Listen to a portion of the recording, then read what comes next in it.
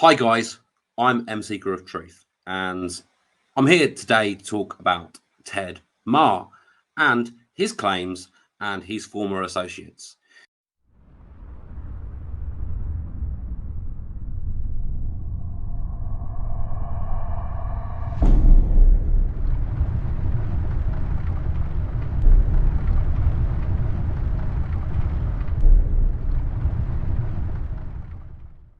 Many of you will have seen the part one of these investigations, and let me talk about why I am investigating this.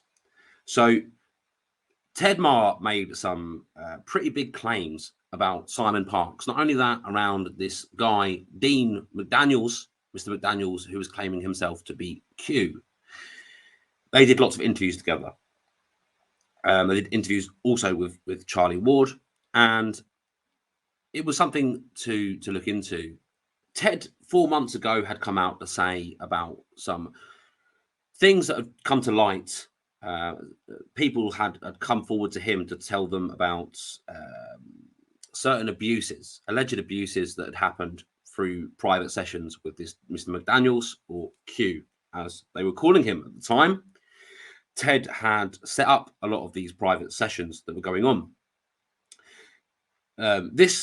This stuff is it parallels stuff that has been reported to, testimony that's been given, stuff that had been reported or told to me in confidence around their mutual friend at the time, Simon Parkes. I got to know about Ted because someone had passed on one of the broadcasts that he'd done where he talks about Simon Parkes. He talks about the fact that they were former friends. He went to their wedding, in Glastonbury. He was a former friend. He had been interviewing him for many years, and Ted was even a part of Connecting Consciousness. And Ted had come forward recently to say that there was a deal offered. There was a deal offered for Ted and Simon to work together. It was offered to both of them. It was a $250,000, Ted reports, for them to take an offer to work for the CIA to disseminate disinformation.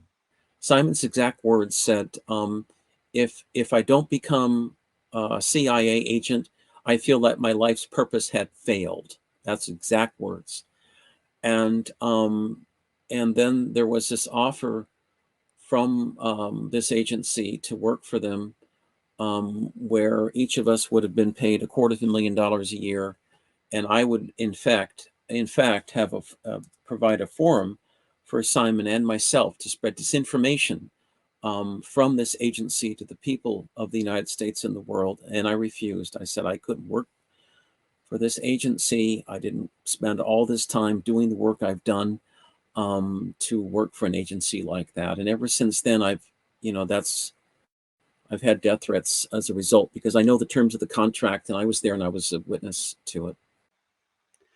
Something I pondered before was whether Simon may be being paid by someone or some organization to put out information that he does, and to herd together many people that are waking up and being open-minded into some organization where they could be compartmentalized and led and herded like sheep, like the very type of person that everyone there would purport to not be anymore.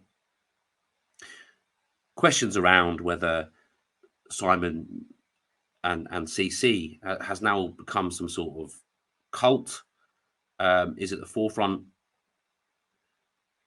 Ted putting forward that he was there and he can verify that Simon took such a deal to work for the CIA to disseminate information was very interesting to my investigations, my current investigations into Simon Parkes. So I interviewed Ted. In part one, if you haven't seen it already, go back and see it. In part one, I interviewed Ted. We looked into that. I asked further questions to clarify some of the things that he'd said around that, and some of the things he said around Mr. McDaniels. And what he turned out to be, and allegations made against him, and the fact that both Ted and Simon come to the agreement that this guy was not legit. He was claiming himself to be Q, one of 3 Qs at the top tier of the Q movement, and this simply was not true. So I investigated that. I heard Ted's claims. Afterwards, I did the interview, and I wanted to do a part 2 where I looked into Ted. I looked into the source of the information, because that's important. We need to understand what Ted is saying, what Ted is claiming. Who is Ted? What is his background?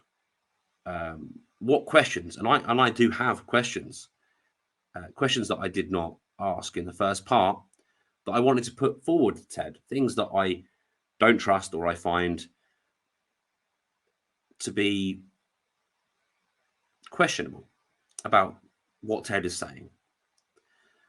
These things I will explore now in a second interview.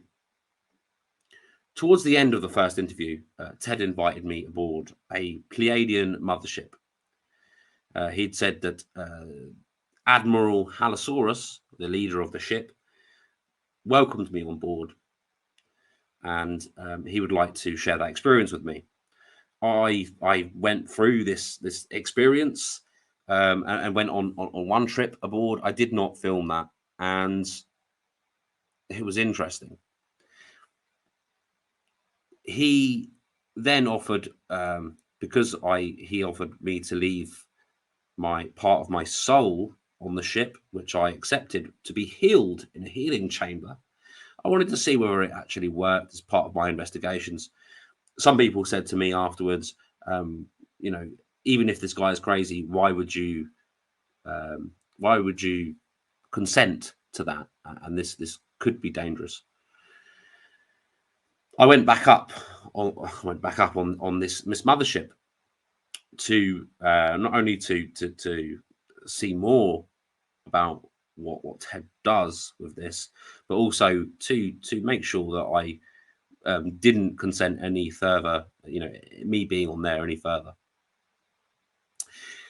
Now, lots of people have been confused around the first interview. Some have been confused about that, but certainly me putting out Ted and Admiral Halosaurus allowed me to film my trip aboard this mothership. A lot of people were confused why I did that. A lot of people think that a lot of people saw 5 minutes of it and thought, "Oh God, you're believing this."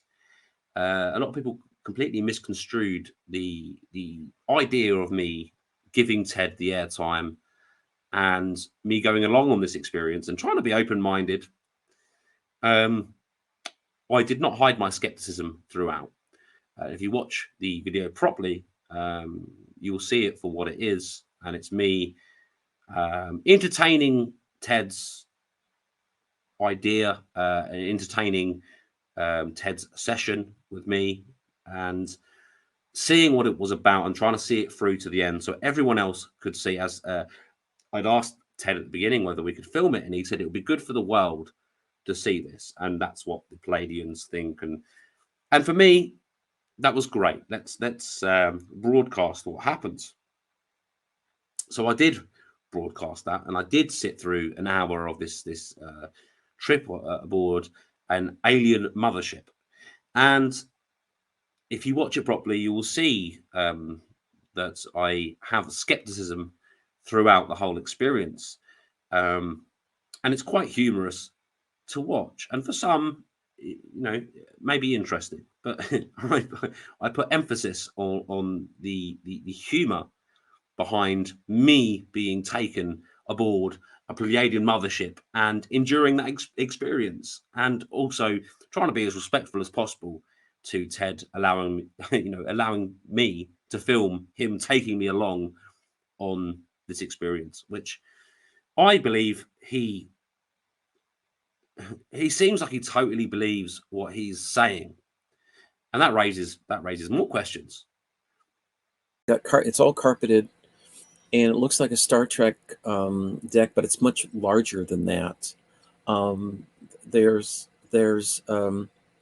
windows going 360 degrees around the main deck, and you can see out into the galaxy. The Earth is below. It's beautiful Earth. Do you see the there's on the left side, there's like a lot of people standing around with light blue jumpsuits. Those are the engineers and technicians, and they're programming the computers on board the ship with colored lights. They're touching these consoles. Anyway, right in front of you, M, is Admiral Halosaurus. He's got a deep blue a jumpsuit on with a silver stripe across. All sorts there. They've even got a zoo, which I'm kind of itching to see, actually. Now, the animals, they're all telepathic. So, oh, and this is something he wanted to tell you. You've got to keep positive thoughts in your mind while you're up there. Because if you don't, you can interfere with the running of the ship and defend the animals. But he knows it's not going to be a problem with you. But just for other people listening today. Before we go in, if I have a negative thought, I'm not going to get attacked by lions or something. No, they'll talk to you first. The lions will. Or... The lions, tigers, and bears. Oh my! They will all talk to you. Telepathically. If you want to talk telepathically, you can talk to them and ask them. I mean, there's a lion off to the left. Do you see her there? She's got a lot of fur, huge face. Looks like she just stepped out of Africa somewhere. Yeah, not physically, but I can, I can use, I can envision it. Yeah. Okay. Just start any questions you'd like to say to her? Any comments? She's sitting right there. She says she loves you and love to talk to you if you want. So, any questions for the lion? Yeah. She has some messages for you, by the way. The lion does. Yeah. There's an elephant about 50 yards down on the right. It's another female, and she wants to meet you. Is that okay? You want to walk down and see her? Yeah, I'd love to meet this elephant. Okay. Oh my God, her feet are like this. She's huge. Oh my God. She's asking whether you'd like to ride her.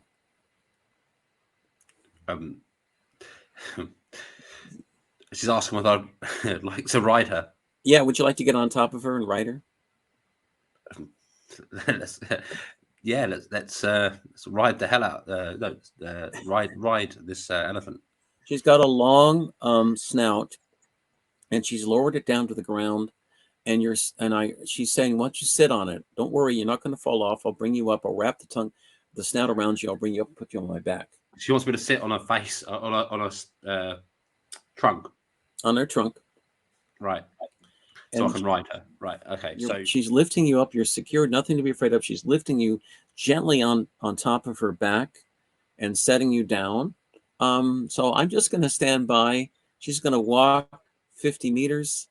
And then you're in an area, by the way, there's lots of tropical vegetation. Okay. That's what it is. The animals like that. You've got animals, and you've got lions there, that you've got the elephants, of course, you've got the giraffes, you've got a hippopotamus in a different part of the zoo in like a swamp area. You even have alligators who talk to you as well, if you want. And don't worry, they won't eat you. Anyway, you're going through this jungle for a short time. It's only going to be a few minutes walk. And then she's turning around now and coming back.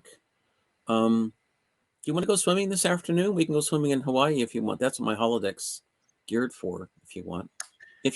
But yeah, are we doing that after this? Yeah, we can if you want. It's up to you.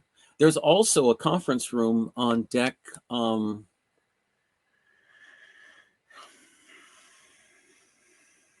One floor above, on floor 41, there is a conference room, and there's a little party for us right now.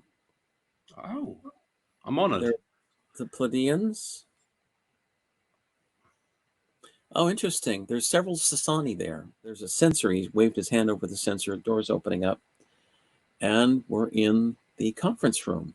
Okay. Are you thirsty? Would you like a refreshment? I'm very thirsty. Yes, please. All right. They have special, what they call, I guess you could almost they call it structured water here on Earth, but it's higher dimensional water. It really quenches your thirst. Do you feel it? It does taste pretty good. So Tastes familiar. yeah, it's familiar. It's kind of like air. to the right of the Pleiadians are a couple of there's a group of Sasani there. They're the ones who are about 80% human and 20% gray, but they are on the way to becoming fully human again. It's going to take some more time, but that's why the Pleiadians are helping them. They're here on an officer exchange program with the Sasani, and they look almost human, except that their eyes are quite large. And you have one of the female Sasanis walking over right now, and she wants to talk to you and meet with you, Em. Is that okay? Please introduce me. All right. Her name is Kana. In Earth years, she'd be 28 years old. She's sending you lots of love and light. And she wants to know everything about you. I told her you're a light worker doing wonderful work here on planet Earth. And she said, would you like to do a show about our planet and our civilization? You have to answer. I'm Em. How are you doing? Okay. The Andromedans have their own ships here, by the way, as observers. Okay. And on his ship, they've been following both of our shows, as well as other light workers as well. They follow a lot of different, but we're considered boots on the ground. Stuff that we do, being boots on the ground. I thank them for watching, and if they could subscribe and like and view the videos to raise it up in the algorithm. All right, much love to all of you, my friends. We're going to leave now. I'm going to take Em down to my quarters, and we're going to go swimming. And then we'll see you sometime. I pre-program it for a beach in Hawaii. It's on Kauai, on the western side of the island, and it's a beautiful white sand beach. Anyway, Em, come on down, follow me. I've opened up the door. We're stepping into the hologram. Do you see the ocean there? It's crystal clear blue. Gorgeous day. Nice and warm, about 80 degrees, 80, 82 degrees. Yeah, I'm coming in, definitely. All right. All right. Me too. I'm anyway, let's go into the water because it's fun actually. Being up on ship like that, to be able to swim on a beach like in Hawaii. Now, I did a second interview with Ted after this experience, straight afterwards, and I asked him some tough questions. And he knows what I'm about. He fully supports my work. We're still talking now. He was not offended by me pressing him for answers on some of my concerns. He was completely open and completely willing to do that interview. I will say, firstly, I think that Ted is a nice and well-meaning guy. I don't think that he has nefarious objectives behind what he's doing. I don't think it's all about making money and misleading people, as for some other people that I investigate do. And I wonder whether there is some sort of mental illness or a perceived world that's been created that he lives in and truly believes. I would lean towards, and I say this, and I'll give an assessment and a conclusion at the end, but I would lean towards that I believe that Ted is a good guy trying to do the right thing, but there is questions about his past, about some of the things he's done that lead that assessment into question. So without further ado, let's go into this interview. The first thing I wanted to know about, aside from this apparent trip to an alien mothership, I knew it was a minefield, and I knew that some people would throw criticism my way for doing so. Some people have said, "Oh, come on, Em, this guy, he's clearly not all there." Well, this guy was a lawyer for 13 years. This guy runs a popular radio show. This guy, people pay for private sessions with him. So you have to balance that when you're thinking about, is this guy truly crazy? Does he have no idea of anything that's going on or what he's doing? So there is that to take into account. So, I did ask a bit around that, and I prompt you to go and see and think for yourself about how I handled going aboard Mothership with Ted. And then I had some more questions. So check this out. We've just been on this. I don't even know how to describe it. Out of this world. It's out of this world. Certainly, a trip to a pleiadian mothership. I'd asked you in the interview about it because I was amazed by the figures, and then I asked you about it in the interview that you did, as I've just said, when I went onto your radio show, and I asked you. You'd said something like 190 million listeners on your show, and then you'd said that it's going up about 8 million per show.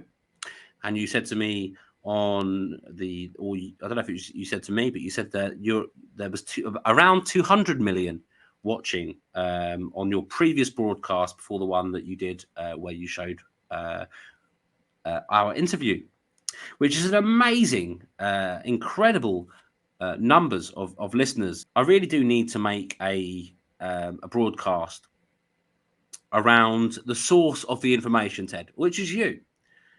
And there's been many questions that have been asked, and I think that it's and I've had obvious questions myself. So one of the first questions that I really wanted to ask, and I had asked before, but I really wanted to make it clear in this investigation, was Ted had claimed that he had 200 million listeners to his radio show, which is way above.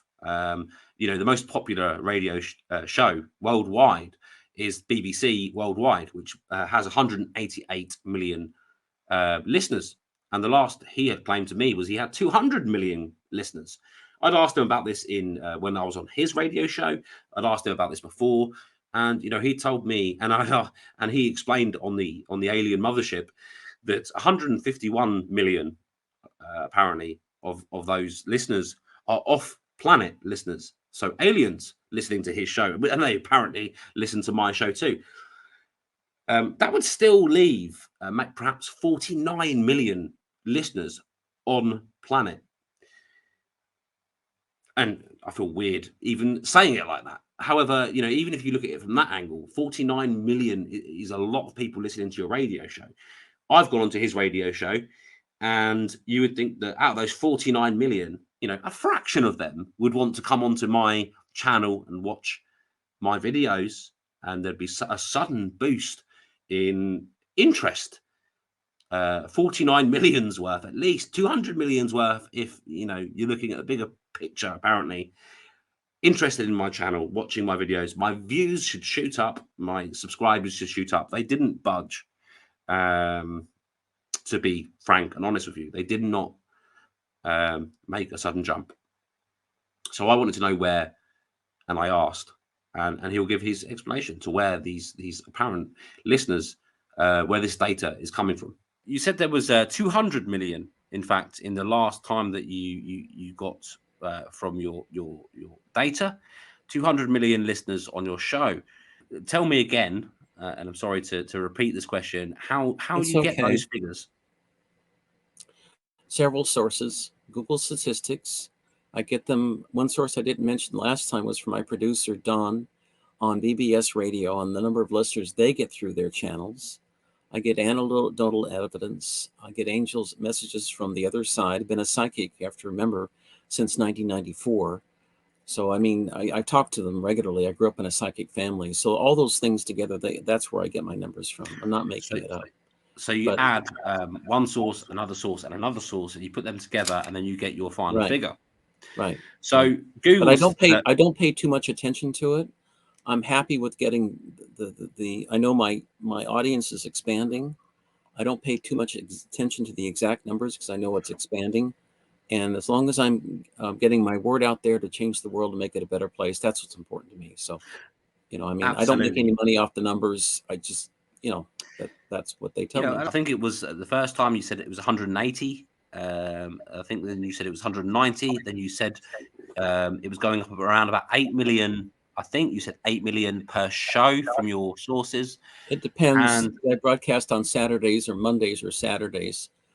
And of course, from a Monday to a Saturday, you'll go up more than from a Saturday to a Monday. But yeah, I have the new figures as of yesterday. It was around 226 million with 151 million off planet. So that's what I've been told. So 226 million with 151 off planet, which we've just verified on the alien mothership, where they did tell us that 150 odd million off-world entities watching your show. and now I your wanted show as to, well. and my show, and I made a They like cheeky you. bid. I made a cheeky bid for them to subscribe, like, and share, because certainly They not will. getting 150 million. Bear with me. They said they will help you in ways you can't even realize right now.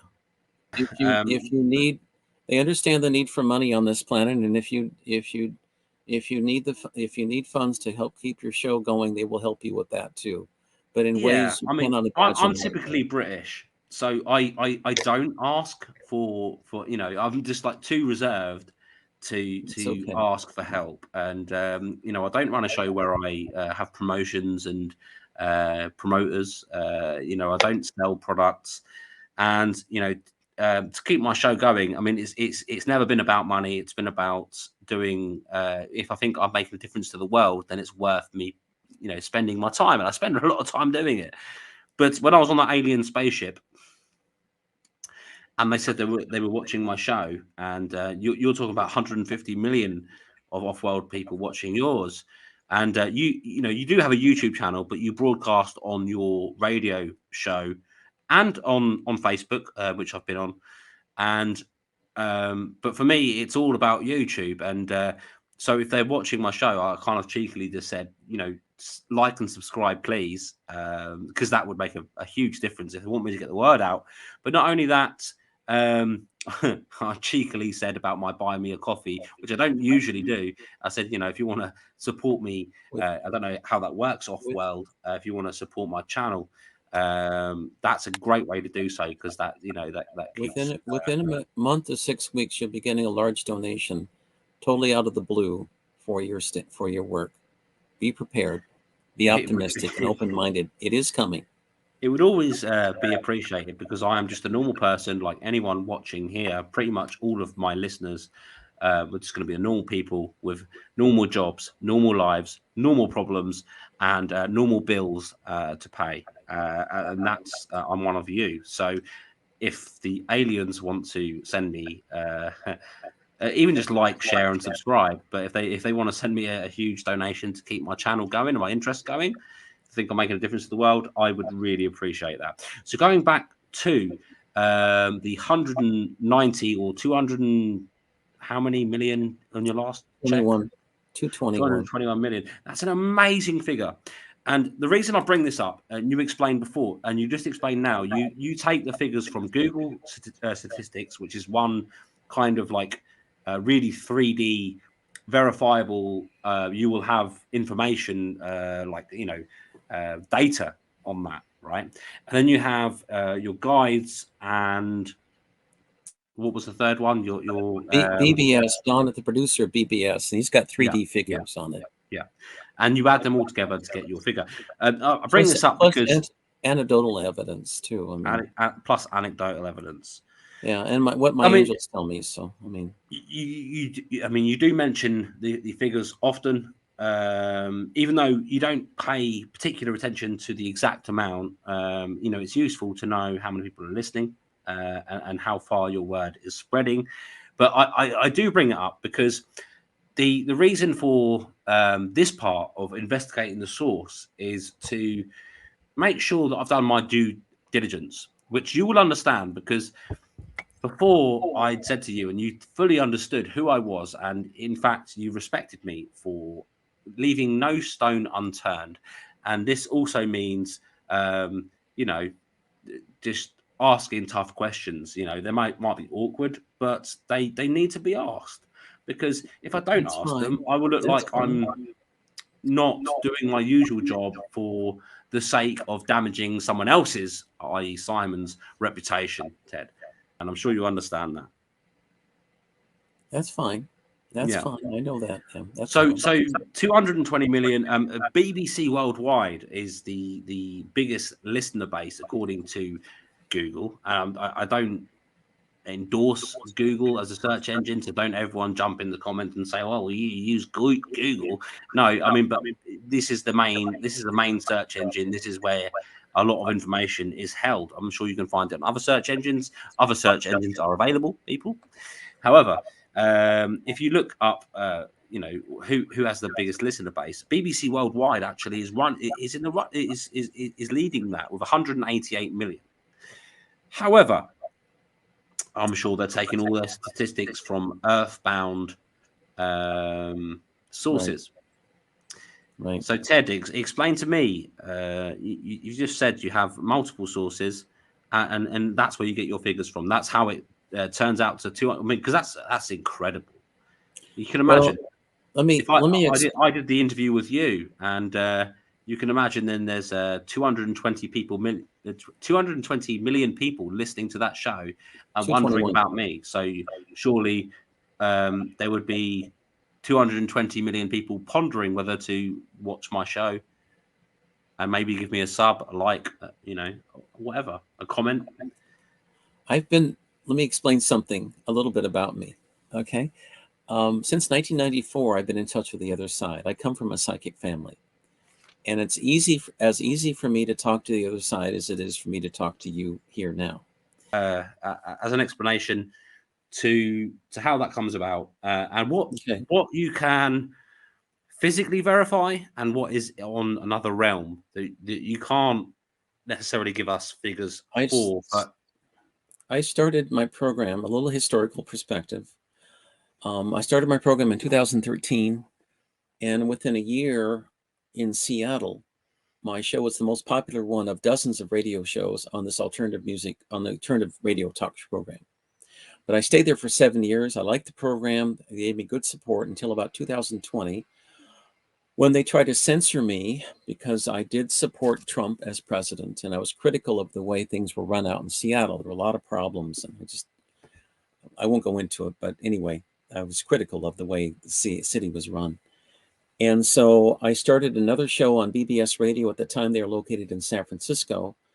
And within a month of going on their platform, I had 21,000 listeners on YouTube within a month, about 3 or 4 weeks.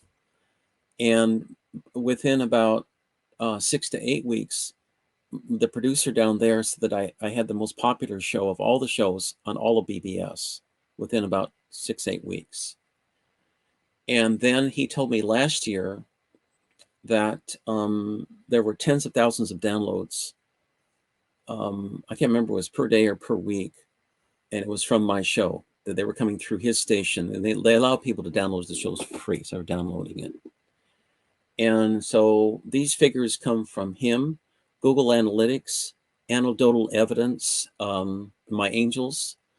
Now, some people discount psychic information. I've been talking to the other side since 1994, and I've learned to trust what they tell me and also pay attention. And everything they've told me in the past has turned out to be 100% accurate. And it's taken me decades to get to this point. So all of those sources combined. So, for what it's worth, that's what I've been told. So anyway, I joined your show for the one that I was in, and it was great to see that. I joined your show on the radio link that you'd sent me. Of course, this is just this radio link. You can choose audio or visual, but there's no kind of chat room in there or anything like that, or there's no indication of how many people are following.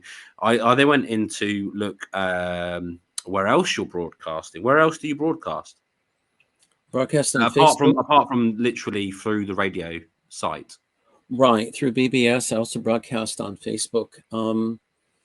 And then I also have, the shows are also on my website at outofthisworld1150.com, a site that I've maintained since November of 2013.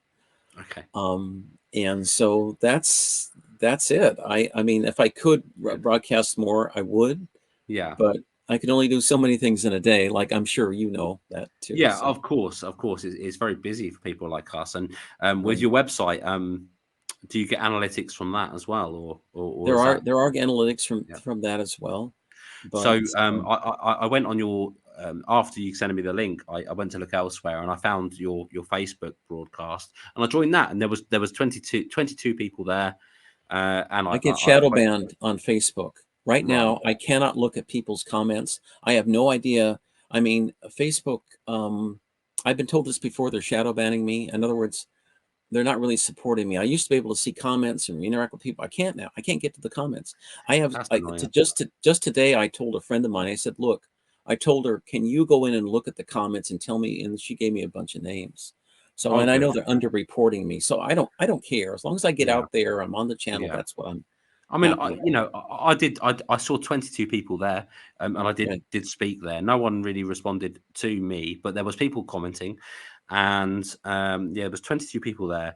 I went on the radio website that you'd sent me, and of course, you can view, but there's no kind of indication. There's no live chat room. There's no indication how many people are And watching. maybe I should have a live chat room, and that's a good Uh, idea, if actually. you could implement that, that would really go a long way into I will write that reinforcing. down. I think that's a wonderful idea. Thank you. Thank It you. is a wonderful and very logical idea to do so. Right. Anyway, I think we've covered that. I think we've covered your 220 million, Hmm. and the point that I was making around the most popular radio show according um, to common knowledge, Google, wherever Hmm. else you would go. BBC worldwide has 188 million listeners Hmm. tops per show, according to that information. But Hmm. I wanted to ask you about that, just to be clear, and the whole reason behind any of this, and please don't take any of it the wrong way, is just transparency, Sure, because that's you fine. know what you know what I do, and really, I would love to just put out that one of Simon's ex-friends and interviewers, tells us that Simon is working for the CIA to put out this information. You know that I'm working on that, and you know that I would not want to in any way hinder that information.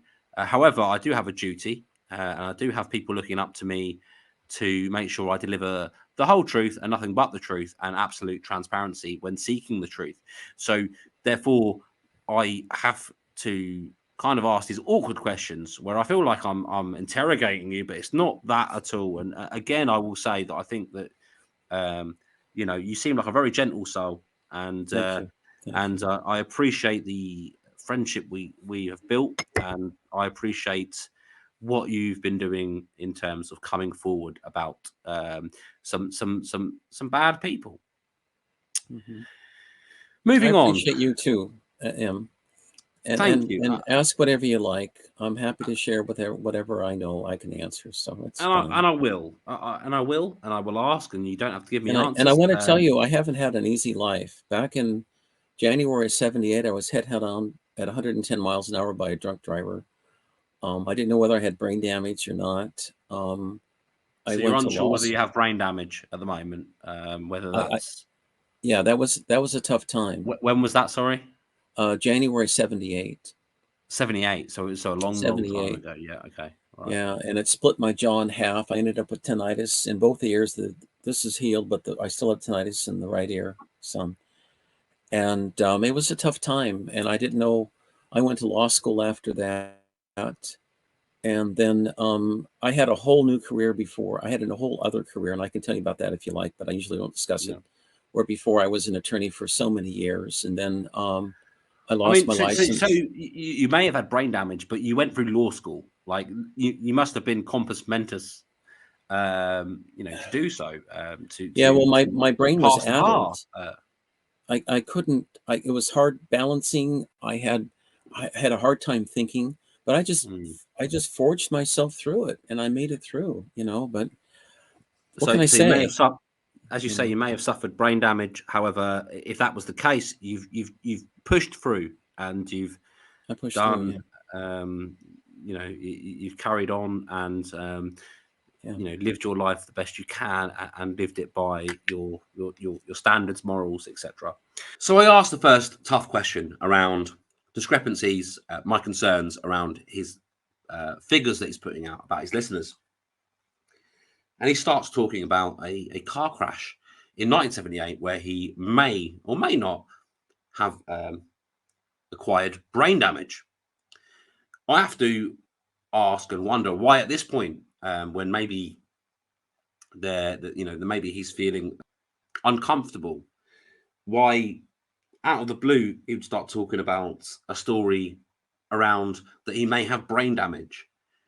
And I did wonder at this point whether it was a explanation that he was putting forward to this question and any other questions that I may ask. Well, at the end of the day, I could be brain damaged. So either, take that into account or even leave me alone. It's something that I did consider. I am not disputing the fact that this car crash could have happened. I'm not disputing the fact that he might not be being honest around the potential brain damage he may have. But I did find it rather odd how this was brought up at this point in the interview. So I wanted to be clear about some of the claims that Ted had made around Mr. McDaniels, or Q. The claim was that many women from all over the world had come forward to talk about abuse, sexual abuse, or psychic abuse, or whatever it may be.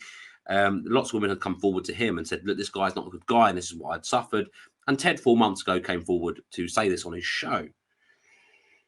So I wanted to be clear about what exactly are they? Are these people, these men, women and men? He says coming forward to say to Ted. There's apparent court case around it, which I could not find any information on. However, he insists that I will be giving this information very soon. I want to be clear about what that means, what he's being accused of, what this alleged abuse is, and saying all this. I have had women come forward to me and explain stuff. Let's just look at what's said here. Yeah, well, ask whatever you like. It's totally I will. We'll go back to. We talked about in the last interview. We talked about this Mr. McDaniels Q and many women coming forward to talk about abuse that they may have received through private sessions from this guy. And to be clear here, when we're talking about abuse through these sessions, what was the nature of this alleged abuse? Because I've spoken to you about the fact that I know women that have come forward to me. We mutually know women that come forward to talk about this. But let's be clear, because many people are not clear around what this actually looks like from our previous broadcast. So with Mr. McDaniels and his alleged abuse that not only just with women but also with men that he had conducted in these various private sessions and beyond. Are we talking about psychic rapes? Are we talking about everything on the on a non-physical? Obviously, if it's going to be over the internet, it's going to be in private sessions. I should imagine that all of them were to do with either him saying some inappropriate things or something happening afterwards, which these people would attribute to having the connection with them that may not be of this physical realm. So can we be clear about what did Mr. McDaniels do? Okay, let me make some distinctions here, and it's been hard for me to wrap my head around it too because I don't understand how he did it, and I don't want to know. But I will explain what I know, as much as I can, all the Thank you. truth. Before December of Christmas of 2021, it was definitely a watershed time for him because before that time he did a lot of work. As from what I know, I talked to the parents of both of these girls. He brought two girls, 19 and 20, who'd been terrific heart attack or terrific car accidents, so badly banged up they didn't know, doctors didn't know whether they could make it or not. But he intervened, and they walked out of the hospital 3 or 4 days later, Mm. completely healed. These people that contacted you could possibly be um, working with for or could have been sent to you by Mr. McDaniels to validate his credentials. No, they were clean. It wasn't anything set up. These were people, genuine people, and he was able to help people. But in December of 2021, he changed, started working for the other side. That's when I started getting reports of women being sexually assaulted. And I'll give you an example. The one case we both know about is one case. I can tell you a little bit if you, I'm not going to mention her name. I don't want to put anybody's name out there at all for privacy. But he'd asked her to remove her blouse so he could see her breasts. Another woman who used to be the translator for my German show, and I've known her since 2018 or so, 17, 18. Nice lady, 2 young children, married. He had physically assaulted her during his readings. Now, again, I don't know how he did it, but he did it, and she told me about it. And then I got responses from a group of women in Montana. The same thing had happened to them as well. And then I got a report from young man in Austin, Texas, about 31 years old, where he himself had been also assaulted as well. And I've been getting these reports now on and off ever since January or so. So And I can get a hold of him if I need to, but I'd leave him alone. I got a call right. from a lady last month in Michigan who'd had a session from him from another show he had with Billy and Jane of the Hollow Earth. Mm. And she knew me, and she knew that he'd been on my show before. And so I think she did contact them, but they didn't respond. So she contacted me. And I gave her some counseling, and I said, look, I mean, I'm sorry this happened. But and then I thought that, well, if he's continuing to do this, and if he's doing this, I think the public should be aware of. And that's when I started releasing his name too, because if somebody's doing that, then people should know about it, I personally. So I absolutely agree, and we need to now make some definitions here, and we need to look at what exactly happened and be clear about it. And there's many people that are asking, what does assault or abuse mean? What's the definition behind good it? questions. Yeah. What constitutes as abuse or assault? Because we're both here talking about that this has happened to many women. We're talking about a court case, which I've not seen, and you've told me about it. Yeah, I've heard I've not. about it. You've heard about it. I've not I've seen heard about it, anything. but they said I've that not they'd seen hired anything they, materialistic around it. they'd hired a barrister in the UK, and they were doing litigation. That's all I know about it.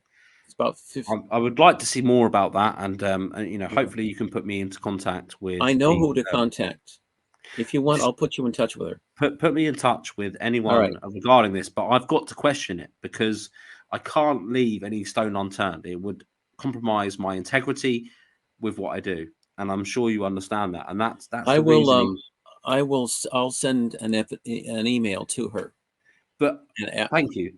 But I want to be clear about what happened, and yes, that did happen. What you just described, the removing of clothing, and Have you ever heard of this anywhere else? You know, let's say mutual friends of yours and Mr. McDaniels. Have you ever heard of complaints, people coming forward about someone else doing a similar sort of thing psychically, Yes. through Yes. private sessions, through Yes. and who would that be? You're not drawing a parallel between Mr. McDaniels and Simon Parks here. Well, I can get to that in a minute because um, uh, Q or Dean McDaniels had been in contact with Mr. Parks ever since last August of 2021. Right, but And and I've had, before you continue, I mean, I've had testimony and things sent to me from way before 2021. I'm talking 2000 and but even pre 2015, even pre CC here, around such matters. So it would amaze me when I ask that question that you wouldn't suddenly say, "Yeah, that's exactly what people are saying about this guy." Um, well, what happened is that from what I've been told is the negative entities through Mr. Parks came into Q, and that's when the sexual assault started after December of 2021. That's what I've been told. okay. And Parks may deny it, but that's what I've been told. He knows fully, in my opinion, he knows fully about what's really going on. But again, that's just my opinion. Okay. Um, and I think ultimately, when you go back, I think the Mr. Parks has had a hand in this. Although I don't have I don't have physical evidence, of course, because we're dealing in the psychic realm. So You described this guy as being a good person who did good things, and everything was fine until it would seem around the time you introduced him to your other friend. correct. Your other friend has had accusations of the same sort of stuff going back as far as That the early. I wasn't aware of. I I'm mean, sure you wasn't aware of that. You wasn't yeah, aware of Mr. McDaniels's later things until they were brought yeah, to your attention. I'm right. telling you that I've had this stuff brought forward to me, from 2015 and beyond, Wow. and the parallels between what you were telling me and what was going on with our mutual friend, a mutual person that we know and talk about. The Mm, parallels, were astounding and very yeah. real for a lot of people. When we did the part one of this show, I had multiple people come forward to me, in an emotional state, saying this happened to me, and Really? not through Mr. McDaniels, through another mutual I person that know who we you're know. talking about. Yeah, yeah, Well, yeah, yeah, it's not. It's not. I'm trying to be a bit cryptic here because I'm trying. yeah. But I It's know who not you're like talking some about. secretive person. We're talking here. Right. There Exactly. is a Right. major parallel between, Mr. McDaniels and Yeah. his good friend and your ex good friend. And this is it's not one or two people coming forward. It's many people who Many. are also shit scared to come forward about Yeah. this They are. stuff. They are. So this is the main reason why it was so important for me to reach out, to try and get this interview, because you knew the guy, you knew both guys, um, and you literally are in the middle of this controversy, whether you like it or not. And like I said before, you know, you could have not talked about it, but you were already before I even reached out to you. And so I wanted to clarify some things, And I've but we gotten never death threats really from we it. never really spoke about the parallel here. No, we We didn't. And inferred thank it, you for maybe. mentioning that. We never actually said, look, that happened with Mr. McDaniels, but this has That's right. also been long documented with another individual. who we know. And is Yeah. connected, and everyone that's listening knows who we're talking about. But I just want to be careful how we word this. Of course, I understand. There's so much evidence, so much witness testimony, which I all have in my possession, and I wanted to know whether you have that in your possession as well, for any potential attack on us, to know that we have a ridiculous, or I at least have. I don't know what you have. I've not received your dossier yet, which I believe is in the mail. I have a ridiculous amount of information and witness testimony and people willing to speak up if I ever get I'll tell you challenged what, I'm going to take in that this. way for speaking the way I do. They will come to my defense and they will cause all sorts of problems. So what I'm saying, but they don't want to just come on and start talking about it, and which is fair enough. Not only is it embarrassing, but maybe for them, it's serious stuff and it's traumatizing. It is traumatizing. However, they fully support what I am doing, and they will back me if anything happens to me. So I'm just trying to make sure that those links, those parallels are put out there, that people see this, people understand where I'm getting at here. What I will do for you, I will take this one step further. And I have to contact all the victims. I know the victims, but in order to release them to you, I have to have their permission, full consent. Of course. So I'm going to work on that, put it together. For the ones, I know some will not want to come forward, but some will. And for those who will, those will be sent to you, and with your permission, you can contact them.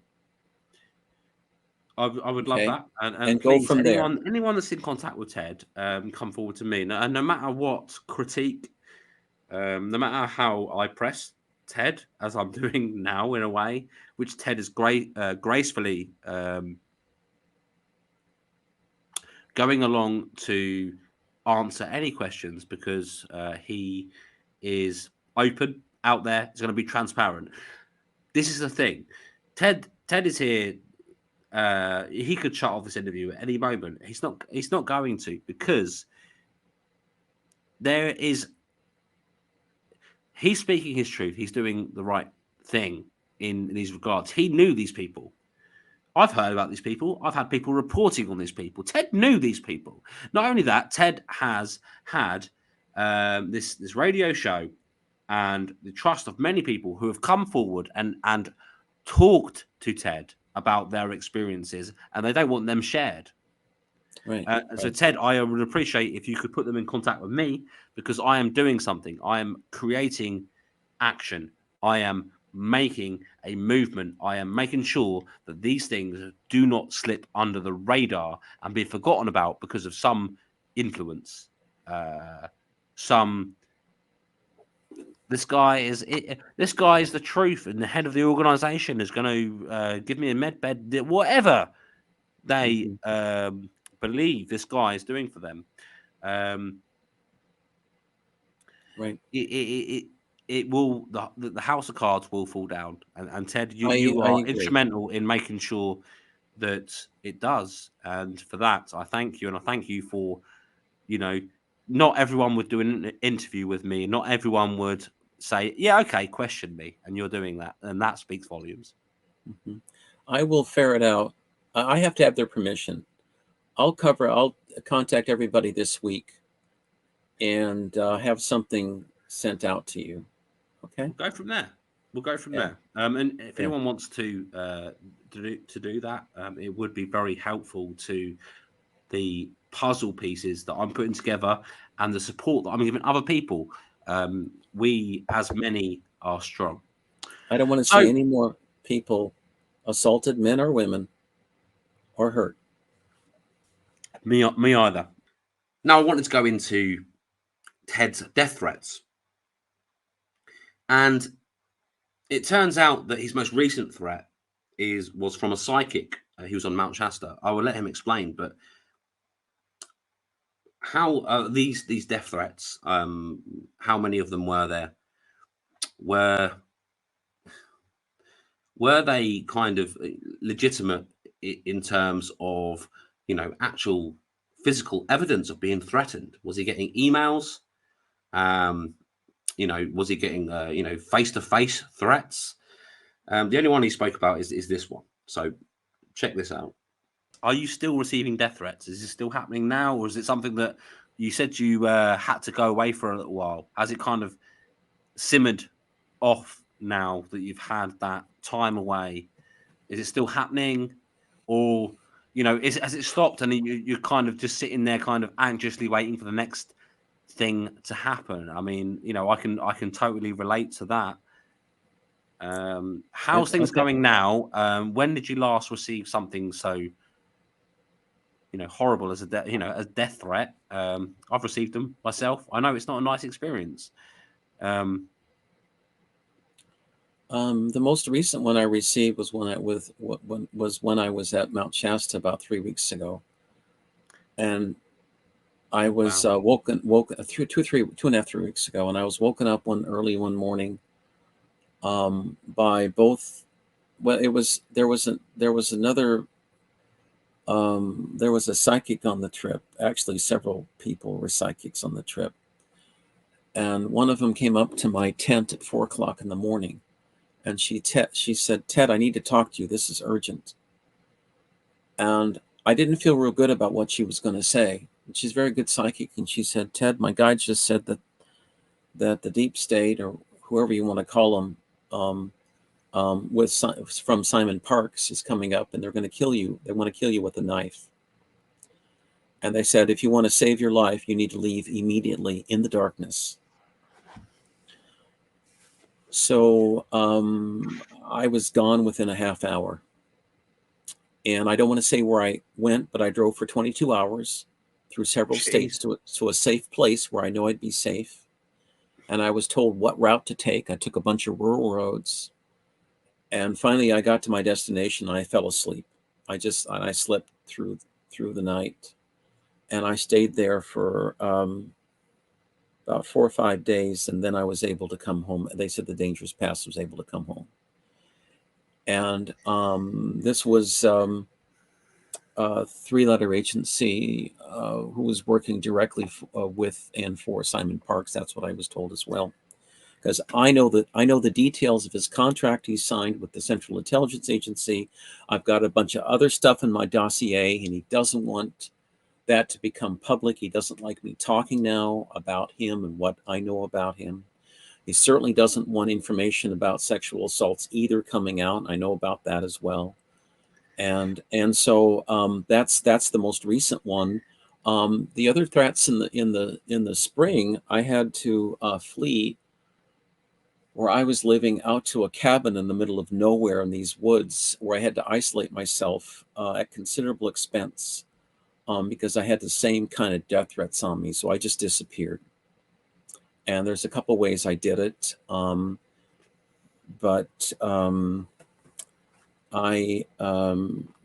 They don't like me going to Shasta because people get miracle healings.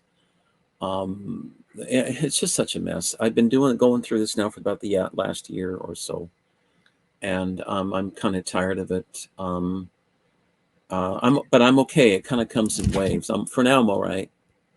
The death threat was from a psychic, and so you can only take it for what it is and how Ted explained it. There's no physical evidence of this threat. It was said to him by a psychic that had received messages from whatever she's channeled, and he'd received that, and he was obviously frightened and did what he did and left. But I have to wonder, and perhaps I should have asked, how many of these death threats are physical, that you can verify through evidence, and how many of them are from these sorts of sources, psychics telling him, "Oh, you're being threatened psychically," this or whatever, stuff that is not physically verifiable. Mental health is extremely important to me, and it's why I do what I do. And I've said this many times before on many different videos, and I can see it in you. I can see when you're talking, like in the last interview, and when we've just talked about this topic, I can see the uncomfortable. The how close it's getting to the bone of things that are affecting you. Thanks. And maybe that is a good reason for you doing these videos, for you speaking out on the matter, because, as you say, you're protected. The dossier, by the way, is on its way to me. Right, it is. So, There'll be more added to it this week. If anything, as many as well as the many other, as Ted says, light workers that's been sent to, I will have that physically in front. If something happens to Ted next week, I've already got a taster of what's there, and they're not going to want that out. So Ted is not only protected by that, but everything else that Ted believes and says that he has been protected with. Ask anything you like; it's fine. I will, and I'm sure you'll give me the best answers you can. Yeah, So Michelle Obama's a man, by the way, if you're really wondering. So anyway, never mind. I mean, I've seen pictures and videos of things dangling, but let's not get into that. Okay. We're trying to keep on topic here, Ted. So don't Right, throw, I know. Sorry, I won't make any jokes. Where did even that? I'm not even going to ask where that came from, and how that even. But anyway, so let's get back on track. I've got many questions. Charlie Ward and Simon and Mr. McDaniels, the Q guy. Yeah. Your guides tell you who is worth contacting, who is worth listening to.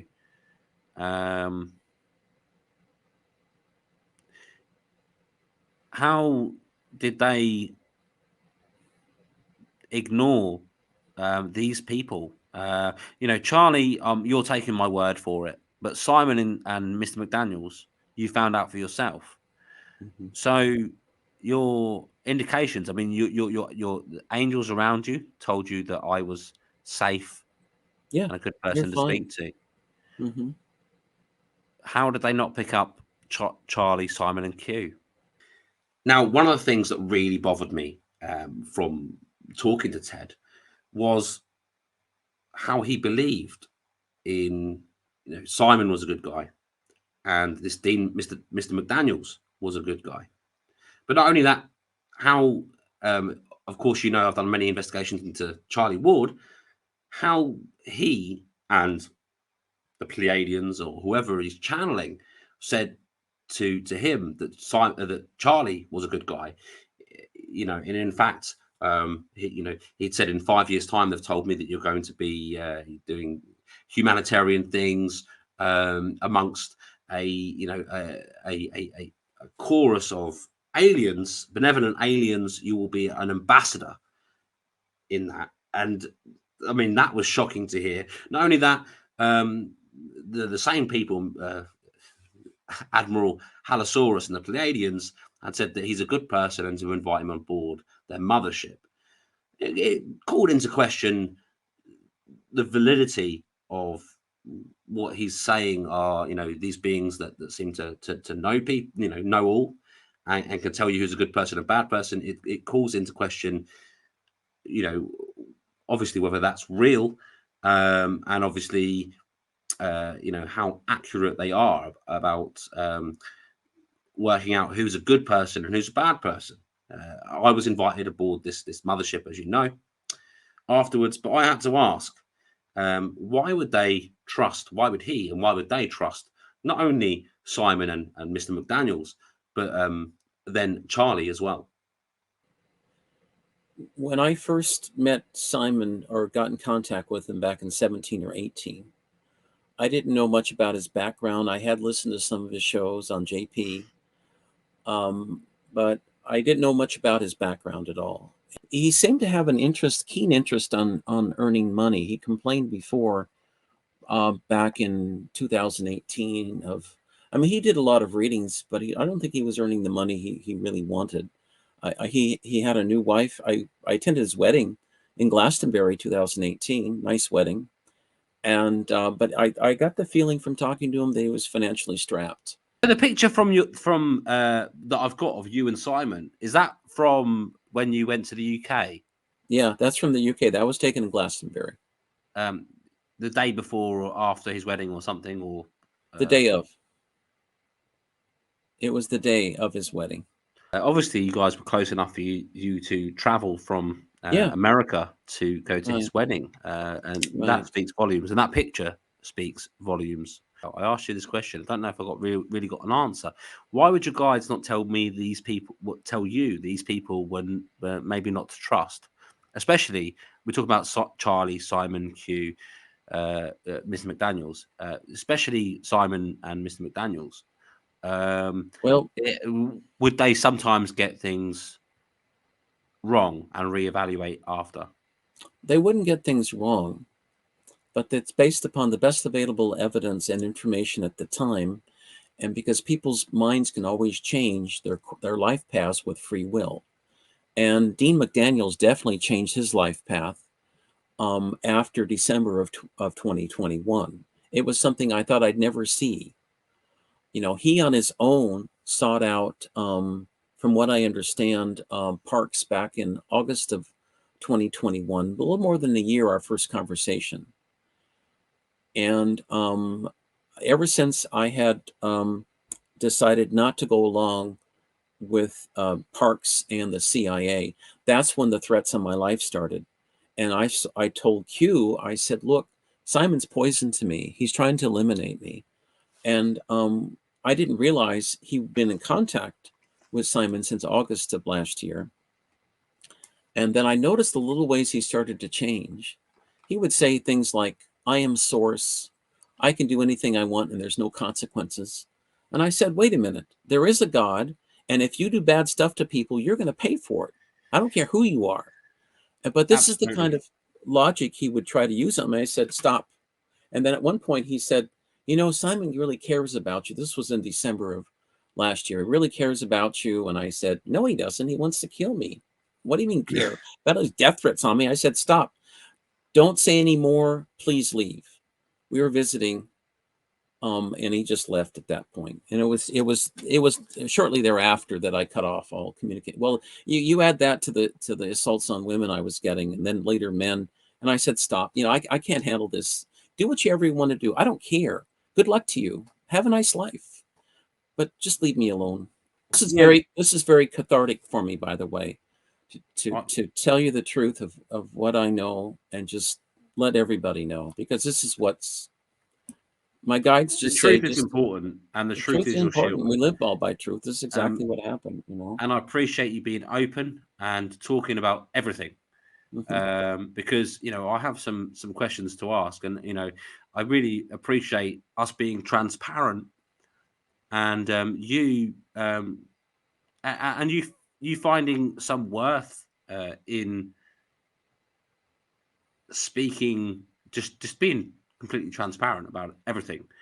And Hmm. I think that Yeah. will help everyone to see that, what, you've just bared your soul. You've just literally put everything out there. You will talk about everything, and you will just be honest about it and just say it how it is. Hmm. And truth, truth, honesty, and transparency are all interlinked, and people see it. People see it. So people can follow these charlatans. They can follow these people. They can believe what they hear from them. These people can go and do these broadcasts elsewhere and not be transparent, refuse to talk about certain subjects. Right. You know who we're talking about here, and not just that person, but everyone else. Right. Refuse to be transparent. Refuse to let people that follow them talk about certain matters. That Hmm. is not truth. That's a cult. That's right. And that is censorship, and that is everything that you are fighting against. So I just don't understand how people continue. And the thing is a lot of people don't continue. A lot of people haven't continued, and that's what we're seeing now is a mass of people that believed in this now, what I perceive as a cult leader, going off and finding their own tribes, and that is beautiful to see. Yeah. That's beautiful, and to after maybe year, 2 years, 5 years, who knows how many years of being told what they can and cannot speak about, what Right. truth they can and Right. cannot resonate with, what they can and cannot investigate. That's not what the truth movement's about. and for people Right. to start all waking up and saying, "Hang on a minute, we thought we were awakened, but we were in this trap." Right. Let's, even if they don't resonate with me and anything that I've said or any information that I put out, doesn't matter. Just get away from being controlled. That's all I will say. Right. Right. I do personally know people in Texas who've broken away from CC, formed their own group. I know people in Montana who've broken away from CC, formed their own group for those reasons. For those reasons, I know people in Wisconsin who've broken away and formed their own group, and I've heard of others across the country who have done the same thing. So there are people. The organization now is not as tight as it used to be, simply because people don't like to be controlled, and a lot of them are breaking away to form their own groups. I know of and a party to, or aware of, or have helped to link together many splinter groups, many people finding their own tribe, many people just going on to do what they were doing in CC, but without the Overwatch, the Right. totalitarian, it seems, the Right. authoritarian, it seems, Overwatch of Simon, Becky, and their structure within CC, and the Right. firings and the sackings and the people disappearing Yeah. and everything that goes on with that. And Right. this is documented evidence, and I have no reason to be shy about talking about what goes on within that organization. Yeah. It's And happened in Australia too. and the whole contradiction, and go on, sue me, the whole contradiction around what they Yeah. purport to be and what you experience in being a part of that organization. So more people, please come forward. More people talk to me. I will try and leave my contact in the description of this video. And Ted, please contact everyone on that list tonight, straight after this interview, and include my email, so they all I will. have I will that. do that. They all have that lifeline, that float. If they ever want to, they can click on that. I think they will reach out to you. Yeah, I think they will. We were talking about Charlie, Q, Simon, and how maybe your guides may have mistaken them for, Well, and maybe they were better people before when they were assessed. they were better people before, I think. Yeah.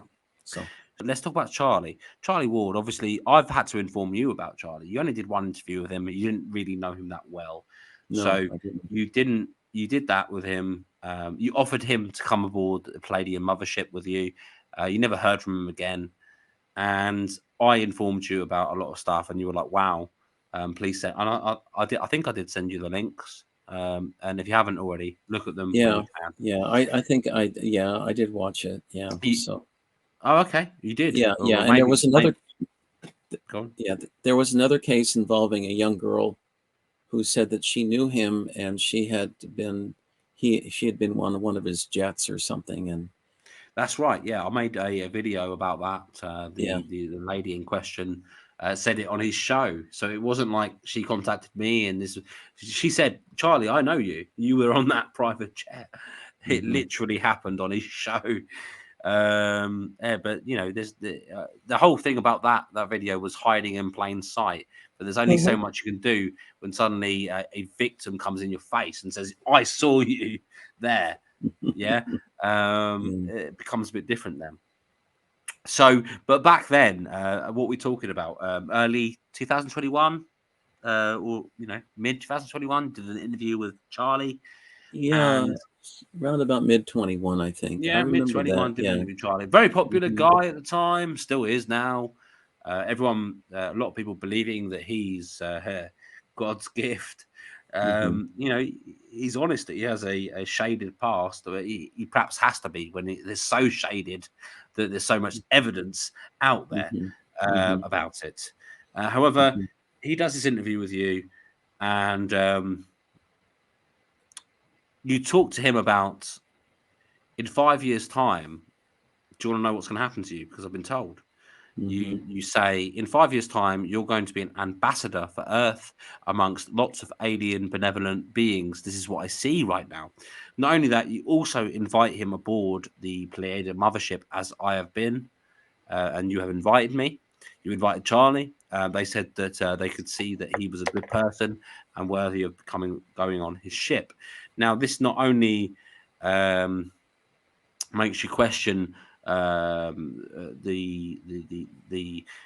Pleiadians, Admiral Halosaurus, their judgment of Charlie, in my eyes, but also your judgment personally in Well, I Charlie, didn't. and whatever guide told you where he would be in 5 years. Yeah. So what I Well, he's asked, changed his mind since that time. who Admiral Yeah, Halosaurus he's has, changed his of mind, the and Pleiadians. both of us have actually. So it was it was a mistake, but he never followed up on getting aboard the ship. So I'll just leave it go at this point. That's fine. All humans make mistakes, and you can imagine that anyone around the universe may make mistakes. But it was something that screamed out to me, something that I brought to your attention in the first Sure. interview we did. I just did not understand how, it's like with Simon. You trusted Simon, and you trusted this Q guy, this Mr. McDaniels. And again, you've got guides talking to you. How Right. they got that wrong at the time, but you've just explained to me that they changed, actually, that they were Right. good guys, and that's what you're saying here. Yeah. Right. Right. Yeah, they did change. Yeah. So you're a channeler, you get messages. You've explained to me that you got messages from previous presidents. In fact, I think you even told me that every ex-president, I don't know if that's right, has contacted you at some point. I wouldn't say every ex-president. The ones I've sought out are George Washington, Thomas Jefferson, John Quincy Adams. I've talked to Andrew Jackson briefly once. He apologized for the Cherokee Trail of Tears because I'm part Cherokee. And he's sorry for driving them out of their homeland. And a lot of them died as a result on the Trail of Tears, forced them out of their homeland to Oklahoma. Also spoken, I like Abraham Lincoln, good man. I've also spoken with Teddy Roosevelt. He's quite a character. Who else? I've spoken with John F. Kennedy, of course. I've spoken with Dwight Eisenhower, President Eisenhower from the 50s. Who else? And spoken to Robert F. Kennedy, John F. Kennedy's brother, frequently.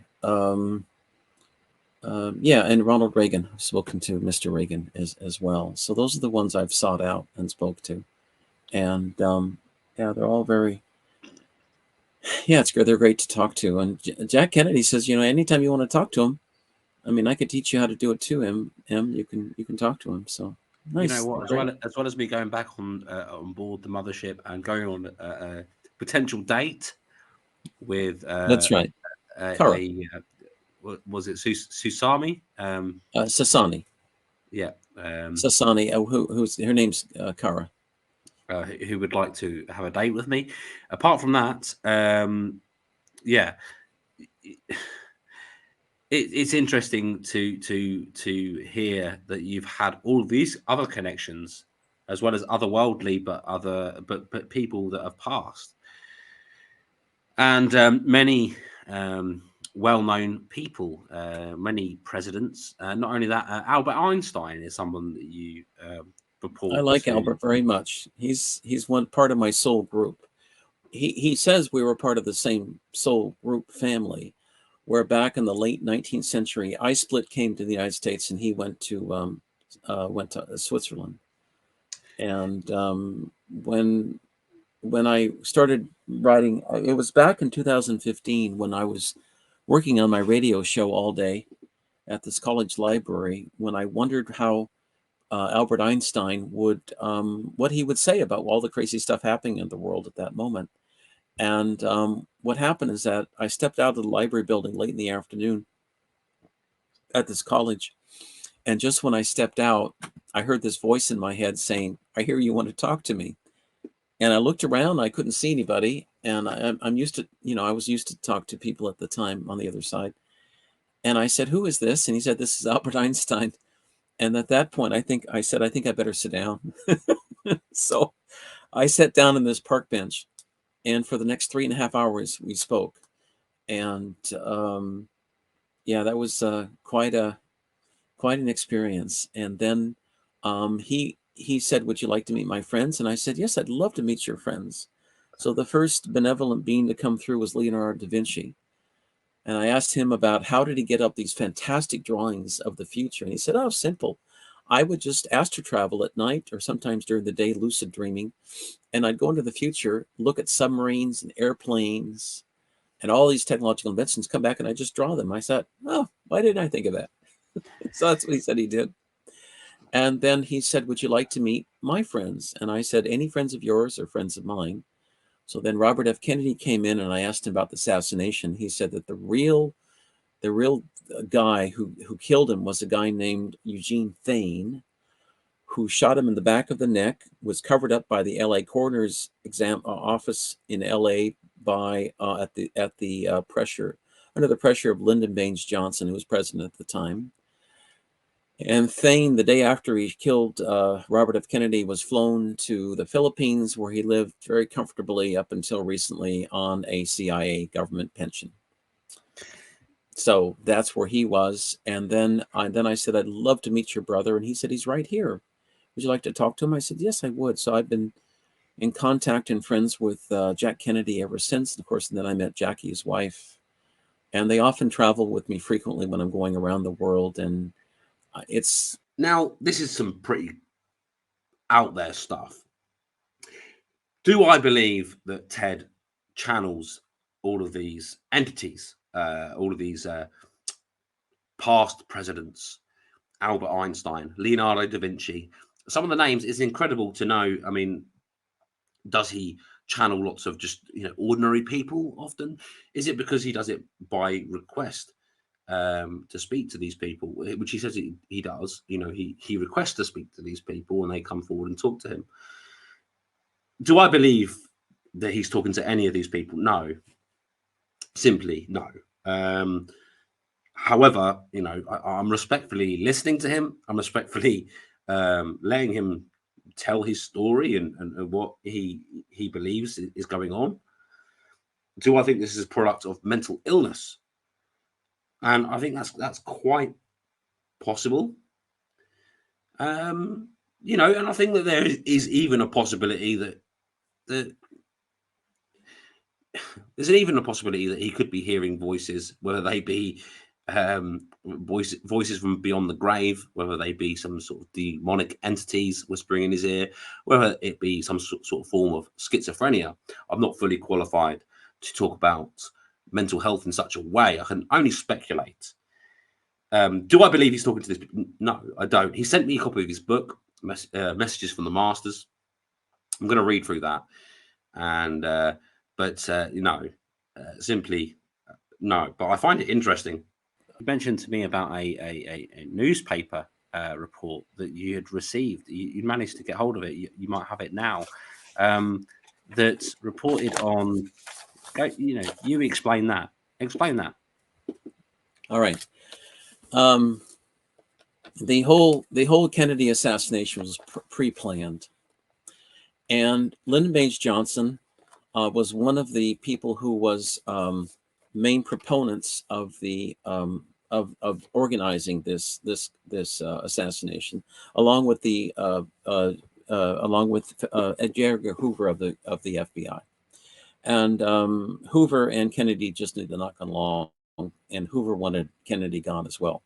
Anyway, so what happened is that Lyndon Baines Johnson told all the U.S. embassies around the world to release this fake story about Oswald killing Kennedy on November 22nd, 1963. And the problem is that when the State Department sent this fake story to all the embassies around the world, for the U.S. Embassy in Auckland, New Zealand, on the North Island, November 22nd in New Zealand was November 21st in the United States, and President Kennedy was still very much alive and in Washington, D.C. all day doing his work. So when this story was released by the U.S. Embassy in New Zealand on November 22nd, 1963, which is actually November 21st in the United States. This newspaper comes out the next day in the next day's edition, and it says Kennedy shot dead. And in the article, which is a fake article, by the way, fake story, it says that it lists the place where Kennedy was killed. Kennedy wasn't killed there, near a freeway intersection. It says that there were three bursts of gunfire in the article. Remember the magic bullet? The Warren Commission said there was just one magic bullet that ricocheted through the body of our poor president, defying the laws of physics. And also, too, it says in this article, I'll send you a copy, Em. It says in this article, yeah, it says in this article that President Kennedy died at midnight on November 22nd. No, he did. He didn't. He died at 1:30 about in the afternoon. And so there's a lot of things in this article which are just false.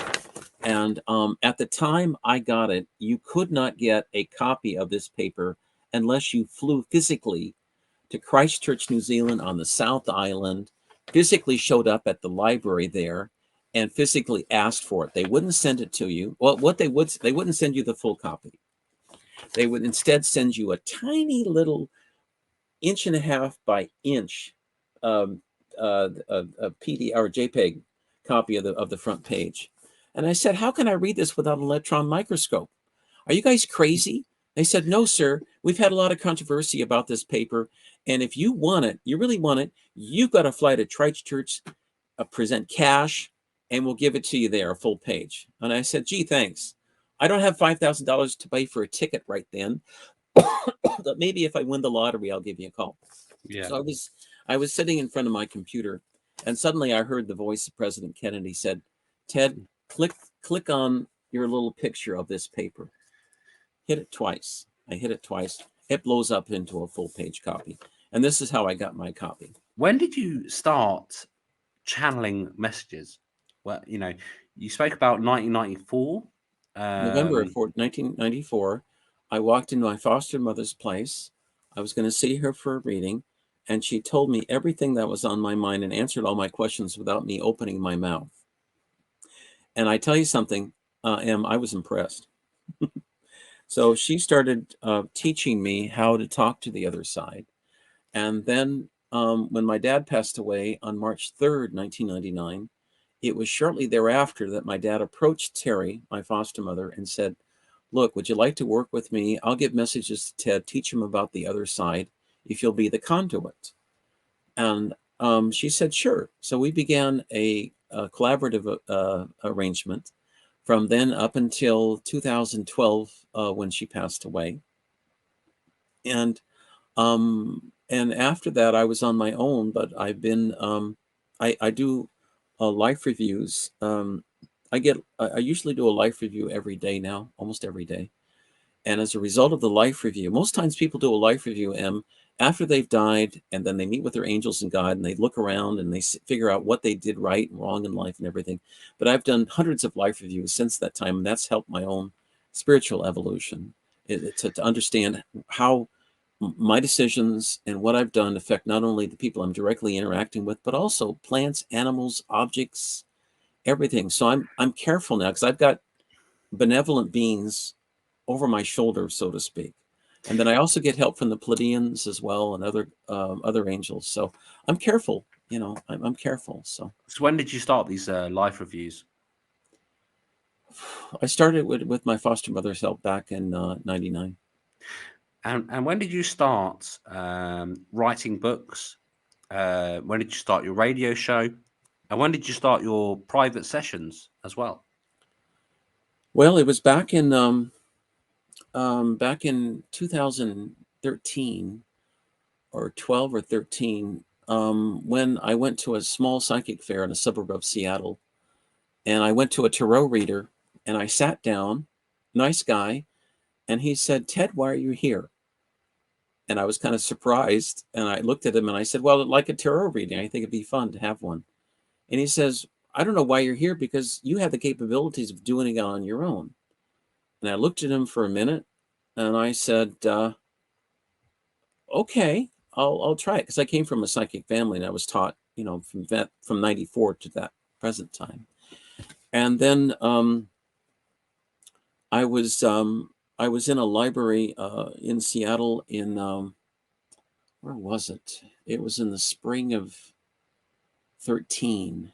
That was winter time, 12 to 13. And I was reading a book, and I walked over to this area where the bathrooms were, and I was getting a drink of water. And this homeless guy comes up to me, and he said, Ted, you need to start your own radio show and start writing books. And out of the blue, friendly guy, homeless person. And then I looked around, and then he disappeared. And I said, well, this must be a message from the angels. And so then about... We're a very crafty, sneaky, slippery homeless person who said something and disappeared suddenly. Yeah, no, he was an angel. And then so about a month later, give or take, another fellow, a fireman in another library, came up and told me the same thing. Wow. And then I said, well, I said to my guides, I said, how am I going to start a radio show? I don't know the first thing about radio. I like radio, but I don't know the first thing. And then shortly thereafter, I was at a college library, and I met this lady who was doing teacher training, and she happened to have a friend who was the manager of this station in Seattle, KKNW, where I ended up. So I contacted him. We met for 40 month later or two later.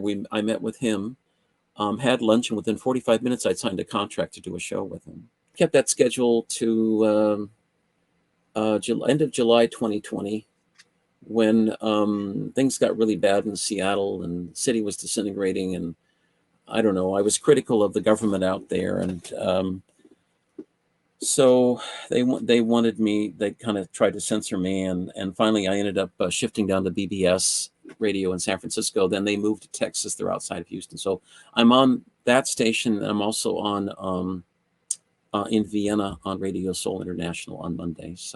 So you've been channeling messages since 1994. 94, yeah. And but it took me some. To be honest with you, it takes time and practice to do it so right. You've been practicing since 1994, but right. You practiced since then. So and you started your books in 2013. You started your radio show in around 13 as 13, well. 14. Actually, it was in actually when I went on the air, it was on November. It was on my birthday in November of 2013. Yep. So 13 when I first started books, radio show. 13 private sessions. What do you offer as a private session?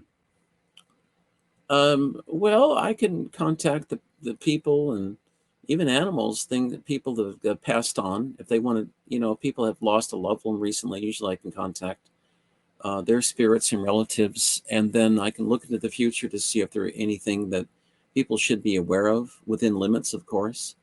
I can do remote viewing. I can go back. I can teach people how to do time travel into the past, present, or future.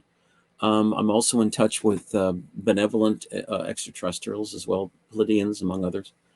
And I can teach people how to do that. So how much do you charge for your private sessions? I just charge $50 for a half hour or $100 for a full hour. But a lot of times it's by donation. If people don't have money, sometimes we'll give them a free reading, or just say, pay what you want. If you can't afford it, no big deal. I'm happy to help. So I asked about his private sessions. He charges a standard 50 quid. Now, he says that people can't afford it. He will, whatever they can afford. Nice guy, right? But the services that he provides, do I trust that he can teach people about time travel, speak to their dead cats and their dead family, and connect with alien beings, etc. I mean, he has a whole list of things that he says that he can do if you pay for a private session. Do I believe he has those abilities? I'm skeptical, to say the least. No, I don't. I don't believe he can. But I will listen to him, and I will show him the respect, and I will, just hear what he has to say, just for everyone's, so everyone has that information. Would I endorse going on these private sessions? No. I would say be very careful, be very wary of anyone purporting to be able to talk to the other side, talk to aliens, teach you about time travel. Massive claims. And maybe I will investigate further with Ted. I don't know whether it's worth doing. I don't know whether, even if I do, whether it's worth putting out on my channel. But paying him 50 quid to see whether he can teach me to time travel might be interesting. But no, again, I have many questions about this. I'm very skeptical about this, of course. And again, I leave it up to the viewer to decide and look at my investigation and see what they think around these claims.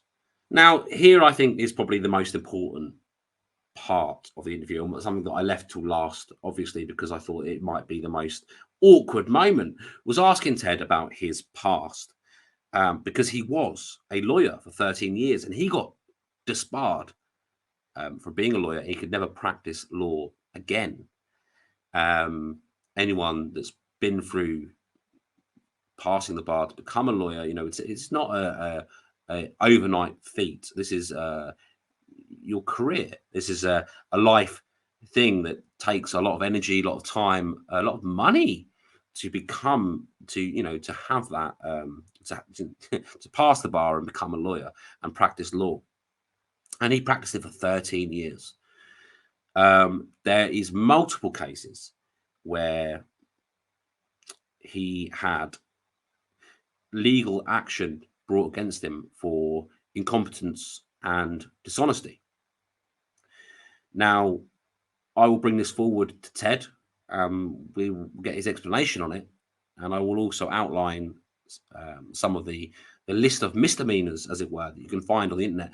And you can go in and you can see these cases and you can see exactly what happened if you like. I'm not going to go through each one and question him on each specific. I will ask him, in a broad way, what happened? Why were you disbarred? And also read off the rap sheet, I guess, of misdemeanors that have been put forward to why he was disbarred. And dishonesty is on there. And that, for me, is probably the biggest thing out of this, is to wonder whether he's trustworthy, and also whether his claims about Simon Parkes, even as much as I as much as I could just easily just let that go and be like, okay, someone saying that he works for the CIA and it could be damaging for Simon's reputation. What is the source of this information? And that is Ted. And we need to seriously think about whether the source of that information is trustworthy, because there's no physical evidence being given to me. There's no emails from the CIA to Simon and Ted. There's nothing but Ted's word. So make what you will, but I ask these tough questions. What I want to ask is, you started all this in 2013, the books, the writing, the book writing, and the radio show. And I want to know. So what did you do before that? What was your profession before writing? I was an attorney. I was admitted to the bar in Washington in 1990. I was an attorney until 2009. It's a long story that everything happened. I'll just kind of summarize it for you. I didn't have any problems before 2007 or 8, when I started taking cases involving illegal aliens who committed serious crimes like murder, robbery, burglary, drug dealing. Can we be clear here? Aliens, immigrants, immigrants, yeah, not extraterrestrials. Okay. Yeah, not extraterrestrials. Right. And before that, I'd also taught at various community colleges around Washington and different parts of the United States. I taught courses in sociology, anthropology, some in political science. Really enjoyed it. Got high ratings for my teaching abilities. And but I lost my ability to practice law back in, I forget, it was 2000, early 10, 11, somewhere in there. And what had happened is one of the problems was that I didn't realize at the time, but there's a legal doctrine in Washington State called Lozada. And I can send you the site for it if you like. But basically, if you have, it's not recognized anywhere else but in the West. And all an illegal criminal alien has to do if they get deported or they lose their immigration case is to file a malpractice claim against their attorney. They get a stay of deportation, they get an automatic green card, and the attorney gets reported and investigated for malpractice before the bar, and he can lose his license. And that's what happened with me. I did make Right. some mistakes, but not to the extent that people say I did. It's a long story. I'm happy to tell you the details. But It's a long story. It's very. The thing is a lot of people. Of course, you know what my channel's about. You know the investigations I do, and a lot of people had come forward to say, look into Ted, and I do, and I did, and I kind of knew a bit about this, but I feel if you're happy to do so, it's worth talking about here, sure, because many people are saying, "Hey, don't trust him because of this." So actually, it could just be worth you talking about it. Now, you were disbarred. You were right, suspended in 2009 and disbarred in 2010. And right. the disbarment and basically the history of your misdemeanors was one, declining or terminating representation, then diligence, then communication, then fees, then candor towards the That's all. tribunal, That's all then part of the Lozada claim. criminal act, then dishonesty, fraud, deceit, or misrepresentation. There you go. Mhm. Got it out, Ted. It was And the the last worst one part was of my life. violate ELCs. So I wanted to just get that rap sheet as it's been put out there Okay, that's fine. for you to talk about and Okay. explain. It was the worst part of my life. And in a funny way, to be honest with you, Em, it was the best part of my life because if that hadn't happened, I wouldn't be here talking to you right now on a spiritual path. It completely changed me around. I did make some mistakes, I admit that, but I learned from it. And before that time, I'd never had any problems, never any legal problems, never any bar complaints about my practice. I was admitted back in 1990. I had practiced law for a straight 17 years, not one single complaint until I started representing criminal illegal aliens who's committed serious crimes. And it's what I regret back then. I did make some mistakes, I admit that, but I learned from it, and I'm a very different man than I used to be back then. And after I'd lost everything, after I lost my house, after I lost my income, I was reduced to food stamps and dumpster diving. And I almost committed suicide back then, but my angel said I'd have to repeat everything all over again if I did. And I said, well, what the heck am I going to do now?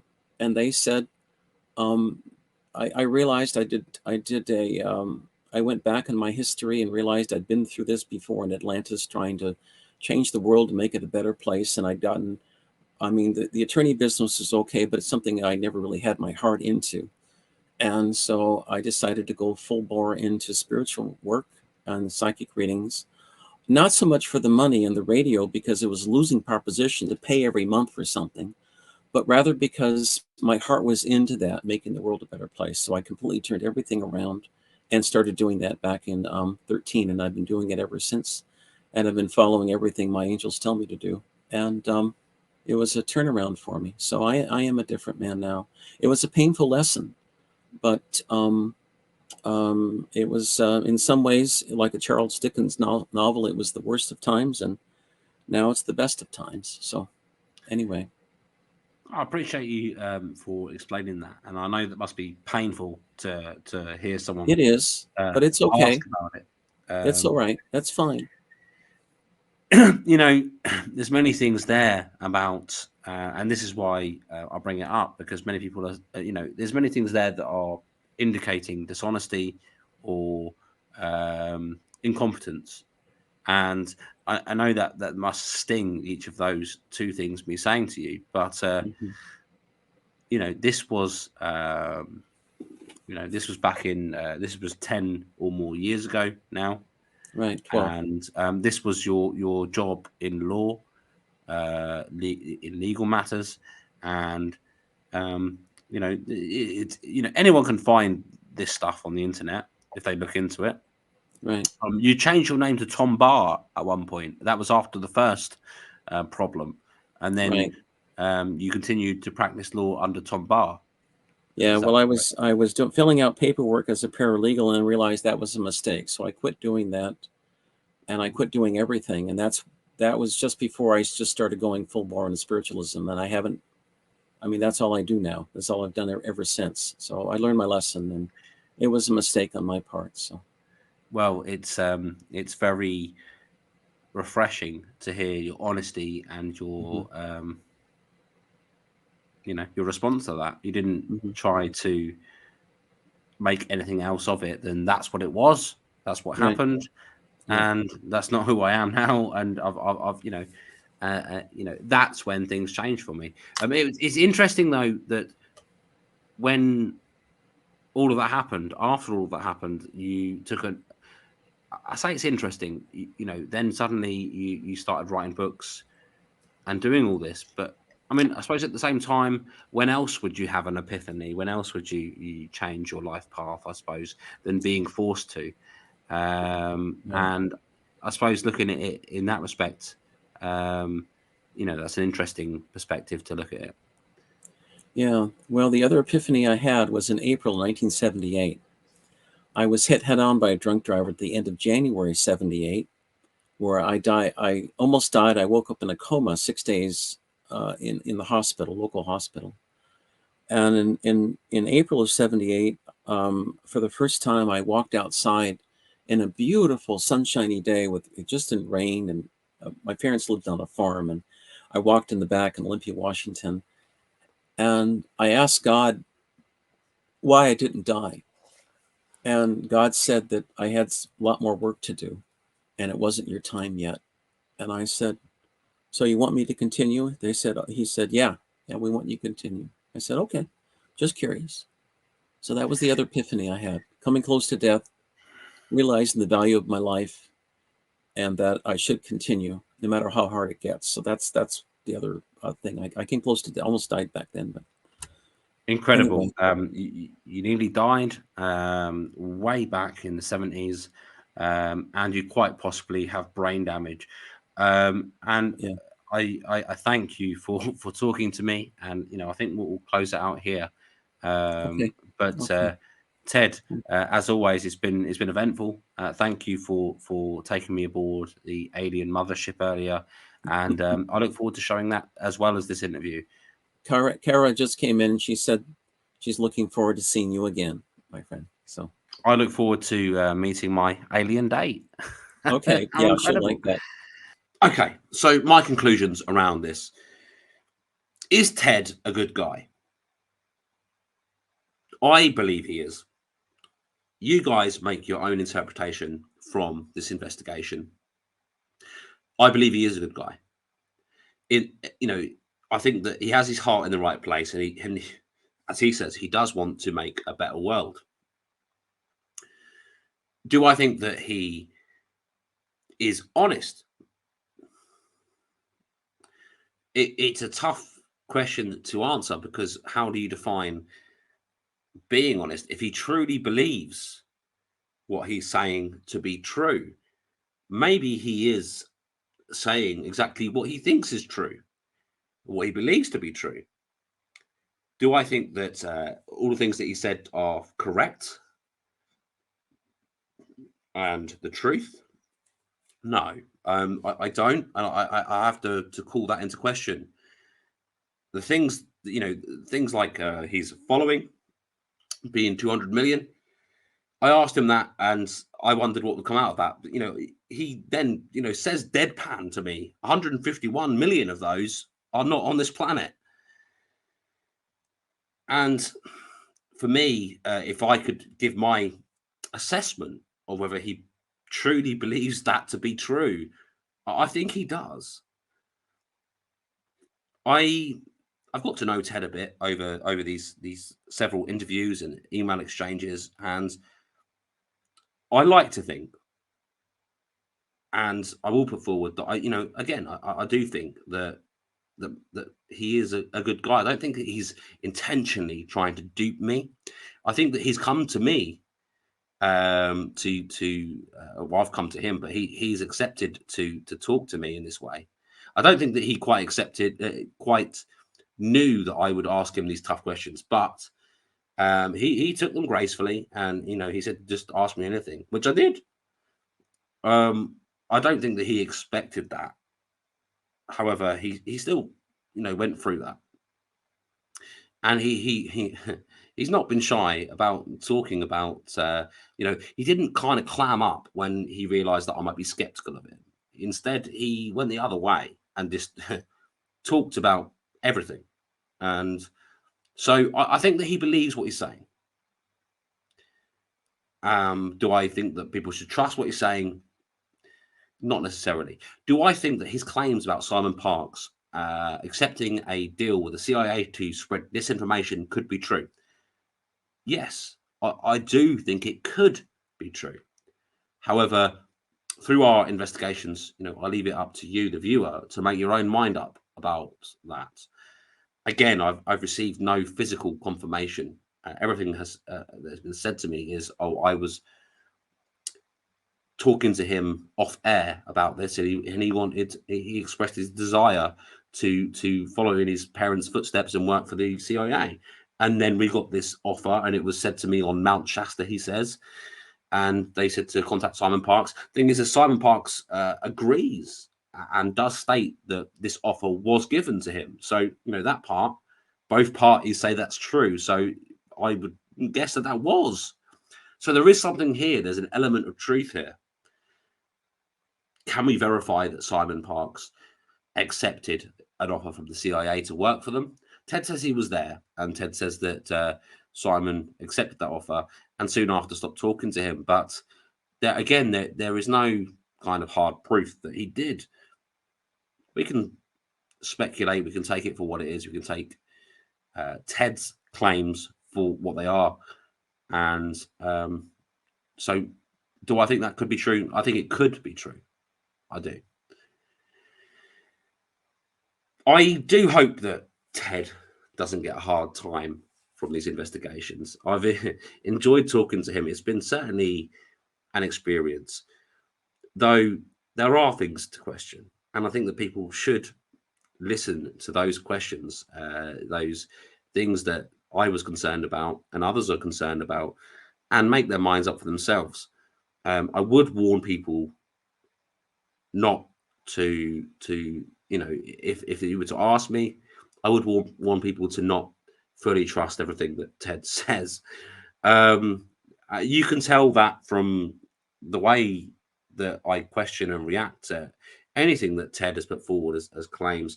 Sometimes I may just listen and go, okay, and then move on. But I think that even that is kind of putting it out there in its own way. I don't need to necessarily say, hey, hang on a minute, you talk to Albert Einstein and go into each of those things. I just think it may be a waste of time. Like, I've put it out there, and I think that people will see this for what it is. So finishing this off, make your own minds up. I wish, I hope that Ted will be okay, and I hope that if he's receiving death threats, that they stop. And I thank him for giving me the time, and I thank you guys all for listening and making your own minds up. And and I thank him for sticking by me and not switching off the camera when I asked him some tough questions. He talks about we talk about the dishonesty claims with him being disbarred from law. And the thing I thought about afterwards, and I said to this off camera, is, I've been fired from a job before, and we all make mistakes.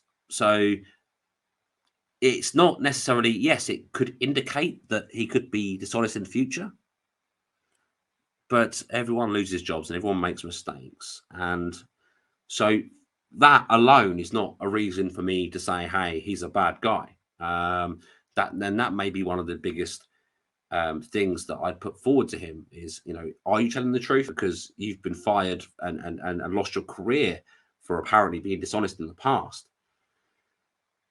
Anyway, guys, I'll leave it up to you to make your own minds up. You've heard my verdict, and I will continue to talk to Ted, and we'll, see what goes from there. I don't know if I'll do any more shows with Ted, but this was an investigation that had to happen. I'd already gone down the route of investigating his claims around Simon and the CIA, and so I had to then follow that through and also look into the source of the information. So, guys, I hope you find that helpful, and I hope you have enjoyed coming along for the ride with me in this investigation. And till the next time, like, share, subscribe. If you are so generous to do so, support my channel. There's a link in the description. And follow MC Career Truth. Thanks, guys. Take care. See you next time, guys. Thanks for listening. Follow MC Career Truth. Goodbye. Okay. Thanks so much, Em. You have a beautiful day. Thanks so much, everyone. And you. Bye-bye.